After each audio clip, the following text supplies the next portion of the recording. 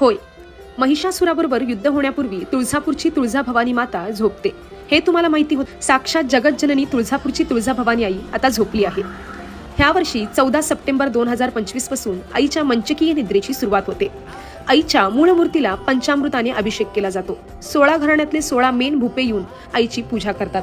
त्यानंतरनं आईची मंचकीय निद्रा सुरू होते. आईची मूळ मूर्ती जगातली एक अशी मूळ मूर्ती आहे जी स्वतःच्या जागेपासून हलू शकते. सगळेजण आईची मूर्ती खांद्यावरून घेऊन चांदीच्या पलंगाकडे घेऊन गेले जातात आणि आईच्या ह्या निद्रेला घोर निद्रा मानली जाते.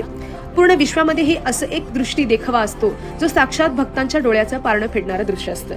आज तागत परंपरामध्ये वर्षातून 21 दिवस आई निद्रा घेते आणि ही परंपरा तुळजापूरमध्ये आज तागत कार्यरत आहे. ह्या वर्षी घटस्थापना म्हणजेच 21 सप्टेंबर 2025ला आई निद्रेतून उठते आहे. जर का तुम्हाला ह्या कालामध्ये वेळ मिळाला तर तुम्ही साक्षात तुळजापूरच्या तुळजामातेचं